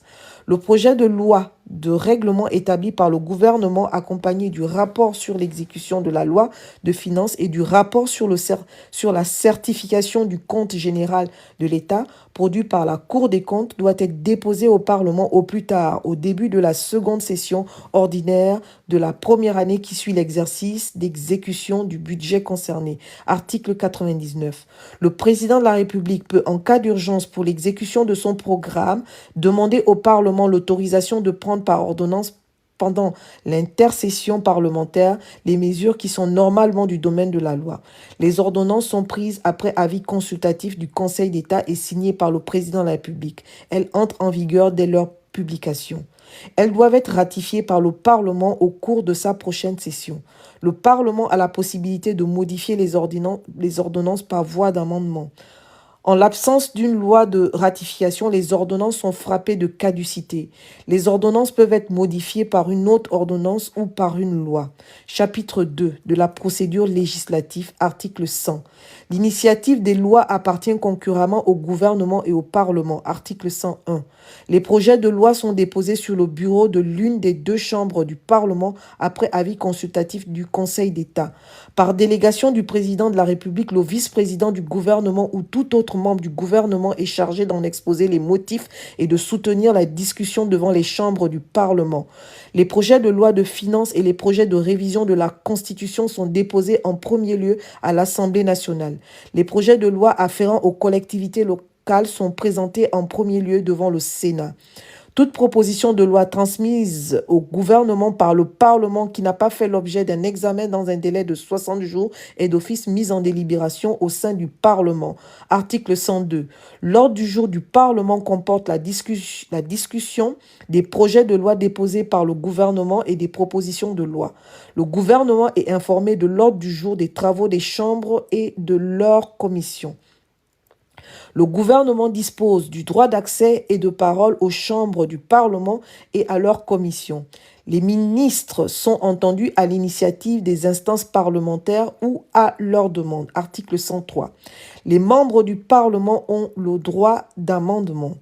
Les propositions de loi et les amendements d'origine parlementaire sont irrecevables lorsque leur adoption aurait pour conséquence soit une diminution des recettes publiques, soit la création ou l'aggravation d'une charge publique sans dégagement des recettes correspondantes. Les amendements ne doivent pas être dépourvus de tout lien avec le texte auquel ils se rapportent. Si le gouvernement le demande, la Chambre saisie se prononce par un vote unique sur tout ou partie du texte en discussion et en ne retenant que les seuls amendements proposés ou acceptés par le gouvernement.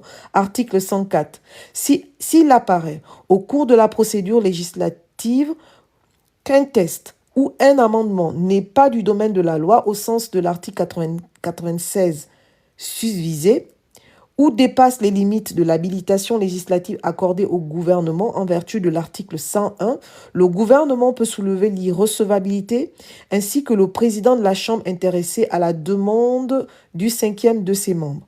En cas de désaccord, la Cour constitutionnelle est saisie, celle-ci statue dans le délai de 8 jours. Toute personne lésée par un texte jugé inconstitutionnel peut également saisir la Cour constitutionnelle qui doit statuer dans le même délai. Si ce délai n'est pas respecté, le texte devient caduc. Article 105. L'urgence du vote d'une loi peut être demandée soit par le gouvernement, soit par les membres du Parlement à la majorité absolue. Article 106. Tout projet ou proposition de loi est examiné successivement dans les deux chambres du Parlement en vue de l'adoption d'un texte identique.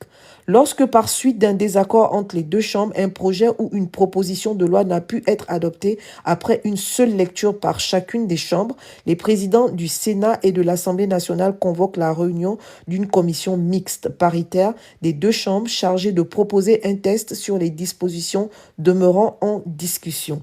Si la commission mixte paritaire adopte un texte commun, ce dernier ne devient celui du Parlement que s'il est adopté séparément par chacune des chambres. Si la commission mixte paritaire ne parvient pas à l'adoption d'un texte commun, l'Assemblée nationale statue définitivement à l'exception des lois relatives aux collectivités locales et à la Constitution. En cas de désaccord persistant à l'issue de l'examen de la Constitution, l'un des présidents des deux chambres saisit la Cour constitutionnelle pour avis. La procédure relative au budget est identique à celle de la loi ordinaire sous réserve des dispositions particulières visées à l'article 98 ci-dessus. L'Assemblée nationale et le Sénat reçoivent une ampliation des lois et des ordonnances dès leur promulgation. Il en est de même de tous les actes réglementaires pris en application de ces lois. Article 107. Les projets et propositions de loi sont envoyés pour examen dans les commissions compétentes de chaque chambre du Parlement avant délibération en séance plénière. Après l'ouverture des débats publics, aucun amendement ne peut être examiné s'il n'a été préalablement soumis à la commission compétente. Article 108. En cas de dissolution de l'Assemblée nationale ou de l'impossibilité de se réunir pour quelque cause que ce soit, le Sénat adopte les textes législatifs nécessaires à la conduite de la politique de la nation qui lui sont soumis par le président de la République. Ces textes législatifs doivent être transmis à l'Assemblée nationale lors de la première session ordinaire qui suit la mise en place du bureau de la nouvelle législature.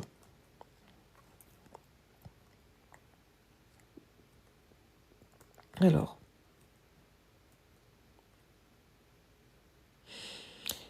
titre 6 de la justice. Chapitre 1 des principes généraux de la justice. Article 109. La justice est rendue au nom du peuple gabonais par la Cour constitutionnelle, les juridictions de l'ordre judiciaire, les juridictions de l'ordre administratif, les juridictions de l'ordre financier, la Haute Cour de justice, la Cour de justice de la République et les autres juridictions d'exception. Article 110. Les ordres de juridiction jouissent de l'autonomie financière dans les conditions fixées par la loi. Les crédits nécessaires à leur fonctionnement sont inscrits dans la loi de finances. Article 111. Le pouvoir judiciaire est indépendant du pouvoir exécutif et du pouvoir législatif dans le respect des dispositions de la présente Constitution. Les magistrats ne sont soumis dans l'exercice de leurs fonctions qu'à l'autorité de la loi. Les magistrats du siège sont inamovibles dans les conditions fixées par la loi. Les décisions de justice sont rendues sur le seul fondement de l'application impartiale de la loi. Les décisions de justice sont motivées et publiées dans les conditions fixées par la loi. Article 112. Les modes alternatifs et traditionnels de règlement de différends sont autorisés dans les conditions déterminées par la loi. Chapitre 2 de la Cour constitutionnelle, article 113. La Cour constitutionnelle est la juridiction de l'État en matière constitutionnelle. Elle est impartiale et indépendante du pouvoir exécutif et du pouvoir législatif dans le respect des dispositions de la présente Constitution. Elle est juge de la constitutionnalité des lois et de la régularité des élections présidentielles, législatives et référendaires. Elle garantit les droits fondamentaux de la personne humaine et les libertés publiques. Elle est l'organe régulateur du fonctionnement des institutions et de l'activité des pouvoirs publics. Le siège de la Cour constitutionnelle est inviolable. Article 114. La Cour constitutionnelle statue obligatoirement sur les traités et accords internationaux avant leur entrée en vigueur quant à leur conformité à la Constitution après adoption par le Parlement de la loi d'autorisation. Les projets ou propositions de révision de la Constitution avant leur adoption par le Parlement quant à la régularité de la procédure et de l'objet de la révision.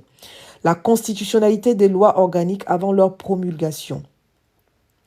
Les règlements de l'Assemblée nationale, du Sénat et du Conseil économique et social, environnemental et culturel avant leur mise en application quant à leur conformité à la Constitution. Le règlement du Congrès du Parlement avant sa mise en application quant à sa conformité à la Constitution. Les conflits d'attribution entre les institutions de l'État à l'exception des conflits de compétences entre les ordres de juridiction. La régularité des élections présidentielles, parlementaires et des opérations de référendum dont elles proclament les résultats. La déchéance du mandat des députés et des sénateurs. Article 115. La Cour constitutionnelle peut statuer sur la constitutionnalité de lois avant leur promulgation et des ordonnances après leur publication. La constitutionnalité des lois promulguées dans un délai de 30 jours maximum après leur publication. Lorsque la Cour constitutionnelle admet l'inconstitutionnalité d'une loi, le Parlement remédie à la situation juridique résultant de la décision de la Cour constitutionnelle. Je reprends. Lorsque la Cour constitutionnelle admet l'inconstitutionnalité d'une loi, le Parlement remédie à la situation juridique résultat de la décision de la Cour dans un délai de 30 jours. Article 116. En dehors des autres compétences prévues par la présente Constitution, la Cour constitutionnelle dispose du pouvoir d'interpréter la Constitution et les autres textes à valeur constitutionnelle en cas de doute ou de lacune. Elle est saisie à la demande du président de la République, du président de l'Assemblée nationale, du président du Sénat, d'un dixième des députés ou d'un dixième des sénateurs. Article 117. Les règles d'organisation et de fonctionnement de la Cour constitutionnelle ainsi que la procédure suivie devant elle sont déterminées par une loi organique. Article 118. La Cour constitutionnelle est saisie en cas de contestation sur la validité d'une élection par tout électeur, tout candidat, tout parti politique ou délégué du gouvernement dans les conditions prévues par les règles de procédure devant la Cour constitutionnelle. Article 119. Les lois organiques et les ordonnances portant sur le domaine relevant de la loi organique sont soumises par le Parlement par le président de la République à la Cour constitutionnelle avant leur promulgation ou leur publication. Les autres catégories de lois et les ordonnances peuvent être déférées à la Cour constitutionnelle, soit par le président de la République, soit par les présidents des chambres du Parlement ou un dixième des membres de chaque chambre, soit par les présidents de la Cour de cassation, du Conseil d'État et de la Cour des comptes, soit par tout citoyen ou toute personne morale lésée par la loi ou l'ordonnance querellée. La Cour constitutionnelle se prononce d'office sur la constitutionnalité des lois et des ordonnances censées porter atteinte aux droits fondamentaux de la personne humaine et aux libertés publiques. Elle statue plus généralement sur les violations des droits de la personne humaine et de sa décision. Sa décision doit intervenir dans un délai maximum de 8 jours. Elle statue selon une procédure contradictoire dont les modalités sont fixées par la loi organique dans le délai d'1 mois. Toutefois, à la demande du président de la République et en cas d'urgence, ce délai est ramené à 8 jours. Le recours suspend le délai de promulgation de la loi ou l'application de l'ordonnance querellée. Une disposition déclarée inconstitutionnelle ne peut être promulguée, publiée ou appliquée. Article 120. Tout justiciable peut, dès l'entame de la procédure ou à l'occasion d'un procès devant un tribunal ordinaire, soulever une exception d'inconstitutionnalité à l'encontre d'une loi ou d'une ordonnance qui méconnaîtrait ses droits fondamentaux. Le juge du siège saisit la Cour constitutionnelle par voie d'exception préjudicielle. La Cour constitutionnelle statue dans le délai d'1 mois si elle déclare la loi ou l'ordonnance incriminée contraire à la Constitution. Cette loi ou cette ordonnance cesse de produire ses effets à compter de la décision. Le Parlement examine au cours de la prochaine session, dans le cadre d'une procédure de renvoi, les conséquences découlant de la décision de non-conformité à la Constitution rendue par la Cour.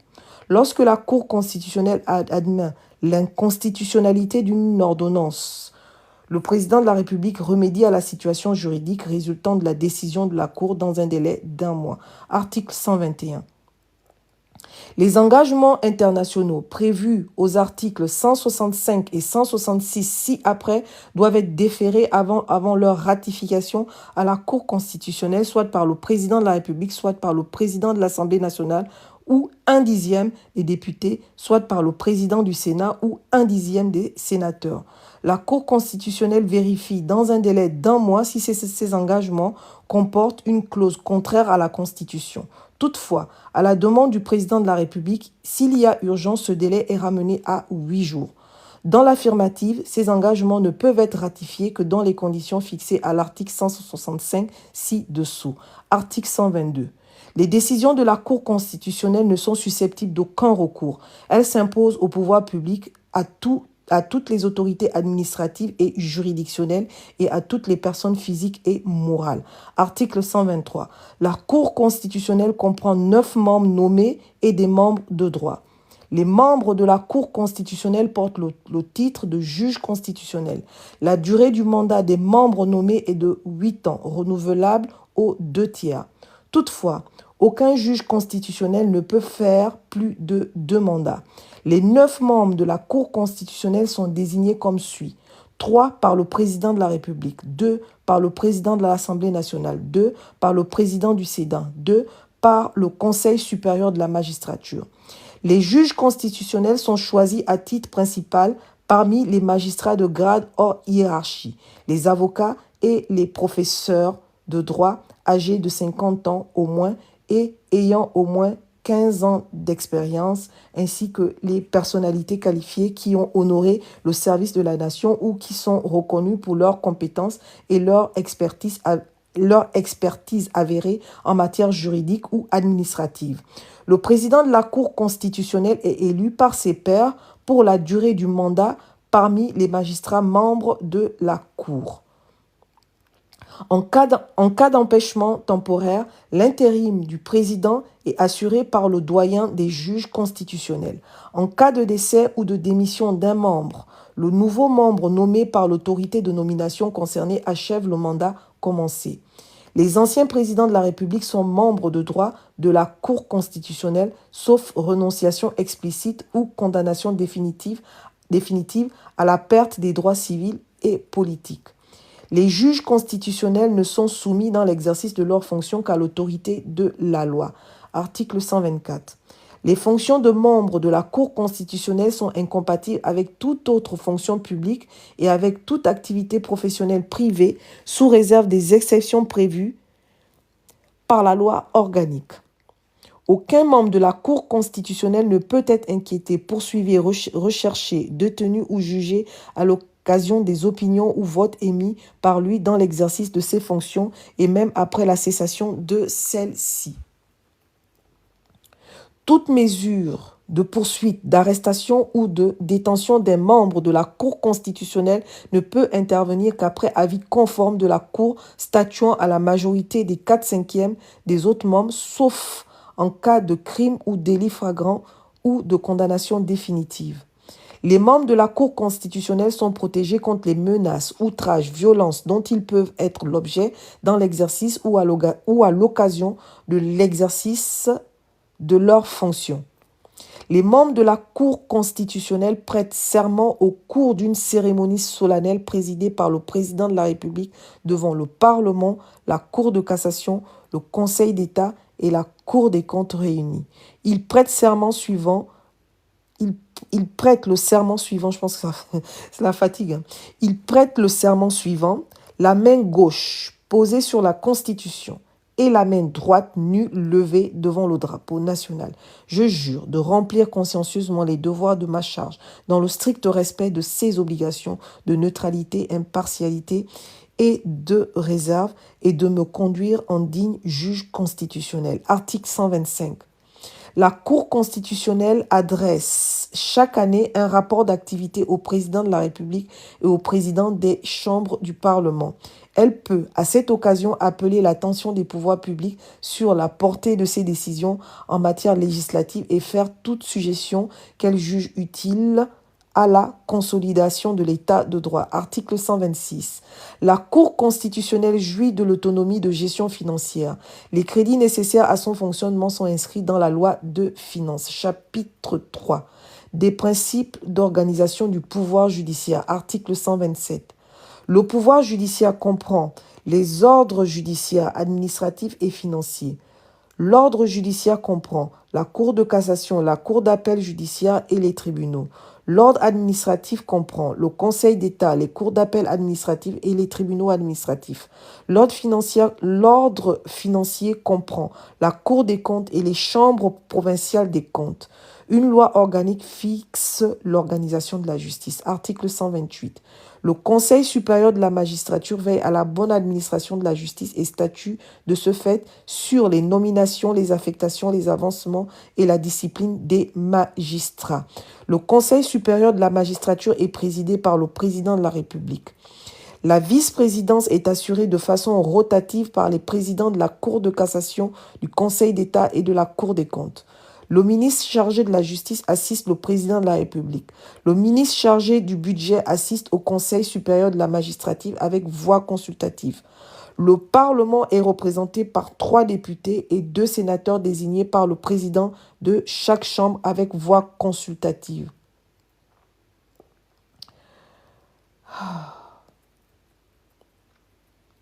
Chapitre 4. Des hautes cours. Article 129.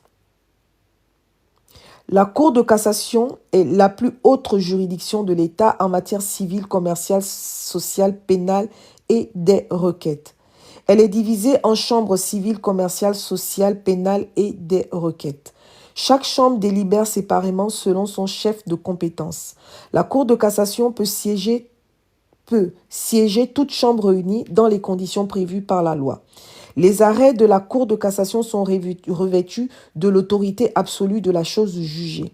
Ils s'imposent aux juridictions inférieures, au pouvoir public, à toutes les autorités administratives et à toutes les personnes physiques et morales. Article 130. Une loi organique fixe l'organisation, la composition, les compétences et le fonctionnement de la Cour de cassation ainsi que des cours d'appel et des tribunaux judiciaires en matière civile, commerciale, sociale, pénale et des requêtes. Article 131. Le Conseil d'État est la plus haute juridiction de l'État en matière administrative. Le Conseil d'État connaît en premier et dernier ressort ou en dernier ressort de toutes les matières pour lesquelles la loi lui attribue expressément compétence. Article 132. Une loi organique fixe l'organisation, la compétence, Une loi organique fixe l'organisation, la composition, les compétences et le fonctionnement du Conseil d'État, des cours d'appel et des tribunaux administratifs. Article 133. La Cour des comptes est la plus haute juridiction de l'État en matière de contrôle des finances publiques. Elle est l'institution supérieure de contrôle des finances publiques. Article 134. Les arrêts de la Cour des comptes sont revêtus de l'autorité absolue de la chose jugée. Ils s'imposent aux juridictions inférieures, au pouvoir public, à toutes les autorités administratives et à toutes les personnes physiques et morales. Article 135. Une loi organique fixe l'organisation, la composition, la compétence et le fonctionnement de la Cour des comptes et des chambres provinciales des cours. Chapitre 5 de la Haute Cour de justice, de la Cour de justice de la République et des autres juridictions d'exception. Article 136. La Haute Cour de justice est une juridiction d'exception non permanente. Elle juge le président de la République en cas de violation du serment ou de haute trahison. Article 137. Le président de la République est mis en accusation par l'Assemblée nationale et le Sénat, saisi soit par 2/3 des députés, soit par 2/3 des sénateurs statuant par un vote identique au scrutin public et à la majorité des 2/3 des membres de chacune des chambres. En cas de désaccord entre les deux chambres, les présidents du Sénat et de l'Assemblée nationale convoquent la réunion d'une commission mixte paritaire chargée de proposer une position commune. Si le désaccord persiste, l'Assemblée nationale statue définitivement. La Haute Cour de justice est saisie selon les cas, soit par les présidents des deux chambres du Parlement, soit par le président de l'Assemblée nationale. Article 138. La Haute Cour de justice est composée de 13 membres, dont 7 magistrats du grade hors hiérarchie, issus des juridictions pénales désignés par le Conseil supérieur de la magistrature et de 6 parlementaires élus par le Parlement à raison de 4 pour l'Assemblée nationale et de 2 pour le Sénat au prorata des effectifs des groupes parlementaires de manière à refléter la configuration politique des chambres du Parlement.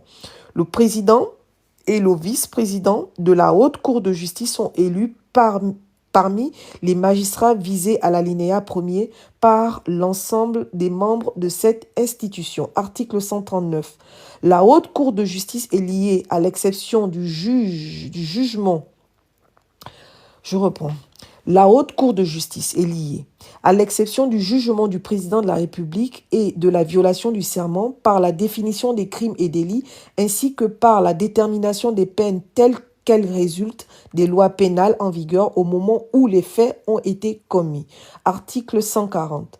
Les règles de fonctionnement de la Haute Cour de justice, la détermination des infractions, la procédure et les peines applicables devant elle sont fixées par une loi organique. Article 141. La Cour de justice de la République est une juridiction d'exception non permanente. Elle juge le vice-président de la République, le vice-président du gouvernement, les présidents et vice-présidents des institutions constitutionnelles, les ministres, les chefs des hautes cours et les membres de la Cour constitutionnelle pour les actes commis dans l'exercice ou à l'occasion de l'exercice de leurs fonctions et qualifiés de crimes ou délits au moment où ils ont été commis, ainsi que leurs complices et co-auteurs en cas d'atteinte à la sûreté de l'État. Ils sont également responsables devant la Cour de justice de la République en cas de violation de leur serment. À la cessation de leurs fonctions, les personnalités citées au deuxième alinéa ci-dessus perdent le privilège de juridiction de la Cour de justice de la République et répondent des actes commis dans l'exercice de leurs fonctions ou à l'occasion de celles-ci devant les juridictions de droit commun. Toutefois, si la cessation de fonction intervient alors qu'une procédure impliquant l'une des personnalités citées ci-dessus est déjà ouverte devant la Cour de justice de la République, celle-ci reste saisie jusqu'à ce qu'il soit statué définitivement sur l'affaire. Article 142.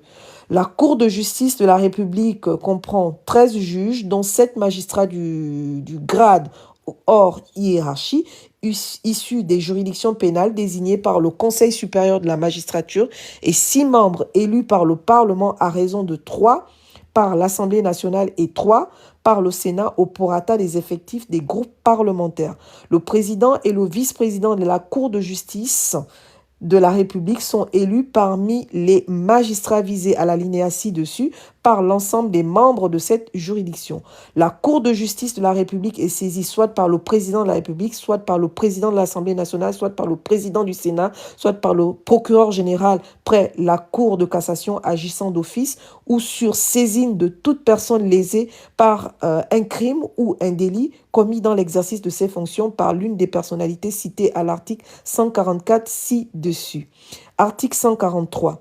La Cour de justice de la République est liée par la définition des crimes et délits ainsi que par la détermination des peines telles qu'elles résultent de la loi au moment des faits. Article 144. Les règles de fonctionnement de la Cour de justice de la République ainsi que la procédure applicable devant elle sont fixées par une loi organique. Article 145. Les autres juridictions d'exception sont également des instances non permanentes créées par la loi.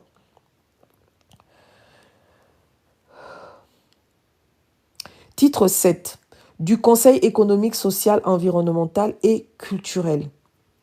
Article 146. Le Conseil économique, social, environnemental et culturel, sous réserve des dispositions des articles 41 et 102 ci-dessus, donne son avis sur toutes les questions de développement économique, social, environnemental et culturel, à savoir l'orientation générale de l'économie du pays, la politique financière et budgétaire, la politique des matières premières, la politique sociale, culturelle et cultuelle, la politique de l'environnement, de lutte contre le changement climatique et du développement durable. Article 147. Le Conseil économique, social, environnemental et culturel participe à toute commission d'intérêt national à caractère économique, social, culturel, environnemental et de développement durable. Il collecte et rédige avec la participation des différentes entités qui le composent à l'attention du président de la République et du Parlement le recueil annuel des attentes, des besoins des populations et des problèmes de la société civile avec des orientations et des propositions. Article 148. Le Conseil économique, social, environnemental et culturel est chargé de donner son avis sur les questions à caractère économique, social, culturel, environnemental et de développement durable portées à son examen par le président de la République, le Parlement ou toute autre institution publique. Il est consulté sur tout projet de plan ou tout projet de programme à caractère économique, social, culturel, environnemental et de développement durable. Il peut être au préalable associé à leur élaboration. Le Conseil économique, social, environnemental et culturel est saisi par le président de la République des demandes d'avis ou d'études sur toute question de développement économique, social, culturel, environnemental et de développement durable. Article 149.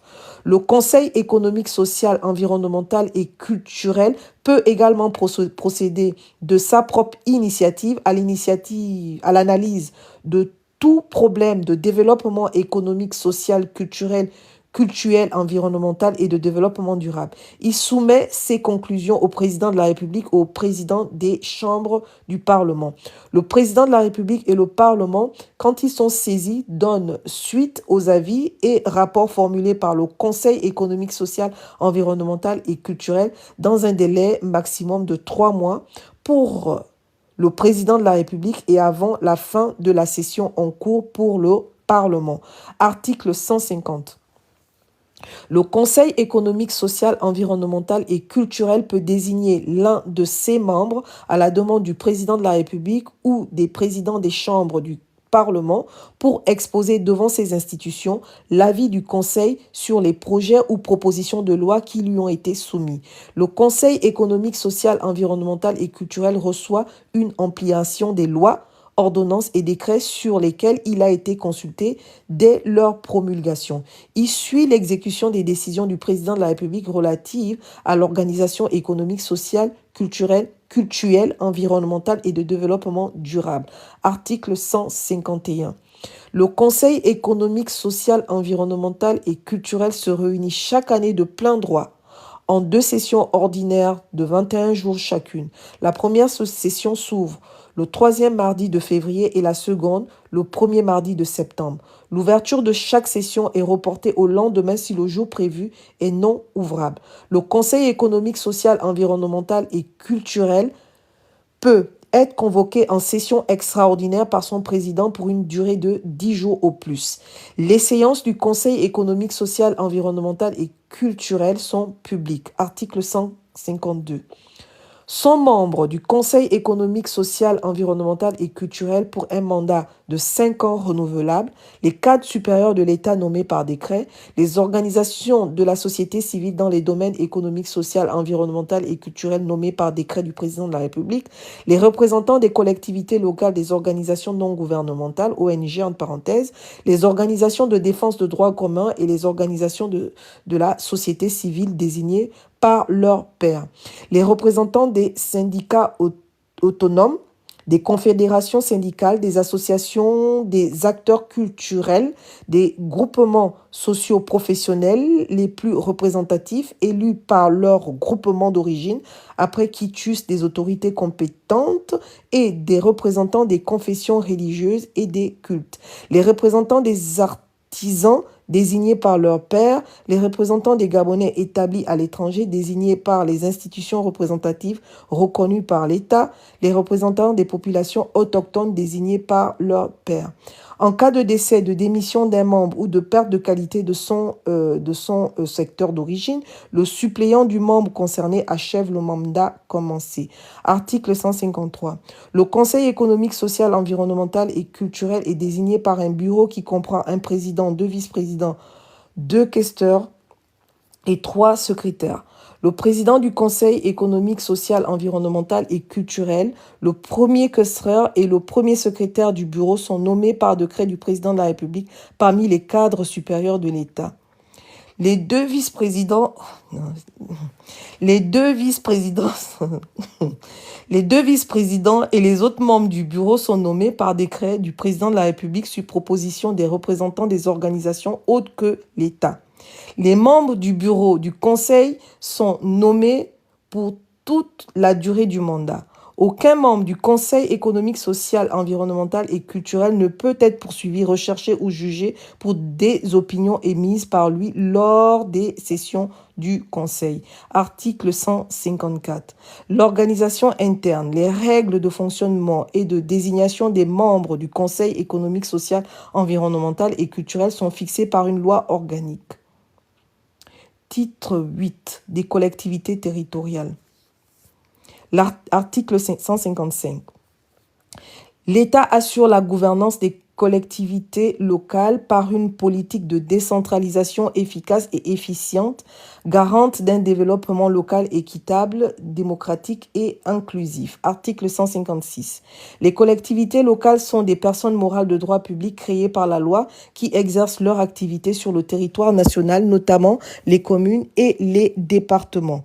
Elles peuvent être modifiées ou supprimées après avis des conseils intéressés et dans les conditions fixées par la loi. Article 157. Les collectivités locales s'administrent librement par les conseils élus dans les conditions prévues par la loi, notamment en ce qui concerne leurs compétences et leurs ressources. Dans la mise en œuvre de la décentralisation, tout transfert de compétences entre l'État et les collectivités locales s'accompagne de l'attribution de ressources équivalentes à celles qui étaient consacrées à leur exercice. Toute création ou extension de compétences ayant pour conséquence d'augmenter les dépenses des collectivités locales est accompagnée de ressources déterminées par la loi. La loi prévoit les dispositifs de péréquation destinée à favoriser l'égalité entre les collectivités locales. Article 158.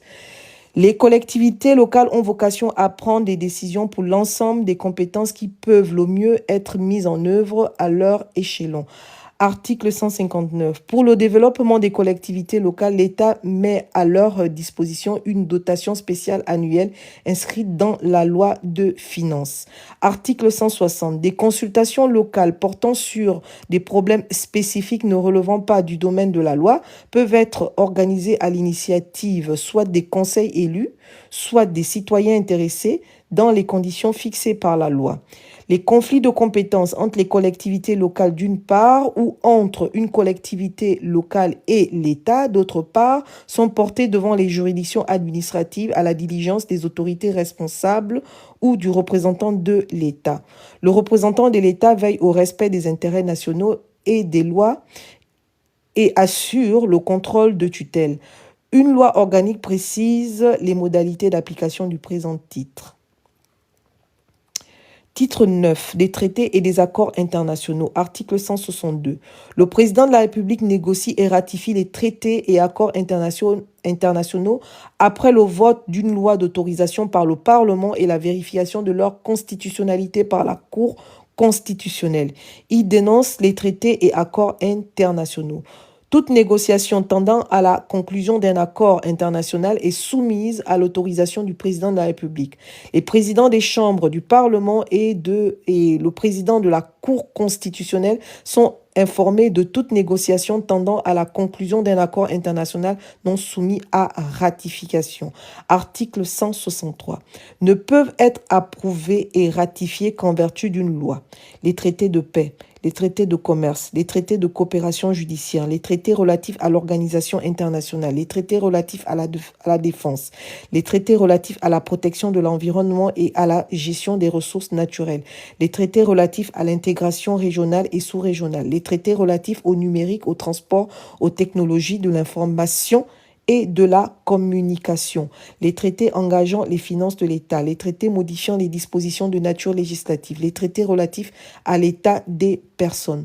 Aucun amendement n'est recevable à cette occasion. Les traités ne prennent effet qu'après avoir été régulièrement ratifiés et publiés. Nulle cession, nul échange, nulle adjonction de territoire n'est valable sans consultation préalable du peuple gabonais par voie de référendum. Article 164. La République gabonaise, soucieuse de réaliser l'unité africaine, peut conclure souverainement tout accord d'intégration sous-régional ou régional conformément aux articles 165 et 166 de la présente Constitution. Article 165. Si la Cour constitutionnelle, saisie par le président de la République, le président de l'Assemblée nationale, le président du Sénat, un dixième de députés ou un dixième des sénateurs déclare qu'un engagement international comporte une clause contraire à la Constitution, l'autorisation de la ratifier ne peut intervenir qu'après révision de la Constitution. Article 166. Les traités ou accords régulièrement ratifiés ont dès leur publication une autorité supérieure à celle des lois, sous réserve pour chaque accord ou traité de son application par l'autre partie. Titre 10 de la révision de la Constitution. Article 167. L'initiative de la révision appartient concurremment au président de la République et aux membres du Parlement. Toute proposition de révision doit être déposée au bureau de l'Assemblée nationale par au moins un tiers des députés ou au bureau du Sénat par au moins un tiers des sénateurs. Tout projet ou toute proposition de révision de la Constitution, ainsi que tout amendement irrelatif est soumis au contrôle de la Cour constitutionnelle quant à la régularité de la procédure et de l'objet de la révision avant le référendum ou la réunion du Parlement en congrès. La révision de la Constitution est acquise par référendum. Toutefois, le président de la République peut décider à son initiative ou à la demande de la majorité des membres de l'Assemblée nationale ou du Sénat, la Cour constitutionnelle consultée, de recourir à la voie parlementaire pour l'adoption du projet ou de la proposition de révision. Dans ce cas, le projet ou la proposition de révision doit être voté respectivement par l'Assemblée nationale et par le Sénat en des termes identiques avant d'être soumis pour adoption au Parlement réuni en congrès. Une majorité qualifiée des 2/3 des membres composant le congrès est requise pour l'adoption du projet ou de la proposition de révision de la Constitution. Article 168. La révision de la Constitution ne peut être entamée ou achevée les 12 mois précédant une élection politique, en cas d'empêchement temporaire du président de la République, en cas d'intérim de la présidence de la République, en cas de recours au pouvoir de crise de l'article 62 ci-dessus ou d'atteinte à l'intégrité du territoire dûment constatée, pendant la période qui sépare la proclamation des résultats de l'élection présidentielle du début d'un mandat présidentiel. Article 169. Ne peuvent faire l'objet d'aucune révision la forme républicaine et décentralisée de l'État, le caractère pluraliste de la démocratie, la séparation des pouvoirs, le nombre des mandats présidentiels, le mode d'élection au suffrage universel direct du président de la République, la définition du mariage comme l'union entre deux personnes de sexe opposé, le nombre de mandats des membres de la Cour constitutionnelle, l'amnistie des acteurs des événements allant du 29 août à l'investiture du président de la transition. Titre 11. Dispositions transitoires et finales. Article 170. Les acteurs des événements allant du 29 août 2023 à l'investiture du président de la transition ne seront ni poursuivis ni condamnés. Une loi d'amnistie sera adoptée à cet effet. Article 171. L'Assemblée nationale de la transition et le Sénat de la transition demeurent en place jusqu'à l'élection du bureau de chaque chambre. La Cour constitutionnelle de la transition et le Conseil économique, social et environnemental de la transition demeurent en place jusqu'à leur renouvellement. Les délégations spéciales de la transition demeurent jusqu'à la mise en place des bureaux des conseils locaux. Les dispositions de l'article 76, alinéa 6 de la présente Constitution ne s'appliquent pas aux premières élections législatives et sénatoriales post-transition. Article 172. Les dispositions de la présente Constitution relatives à l'élection du président de la République sont d'application immédiate. Article 173. Enfin, sous réserve des dispositions de l'article 172 ci-dessus, la présente Constitution entre en vigueur après l'élection du président de la République. Je vous remercie.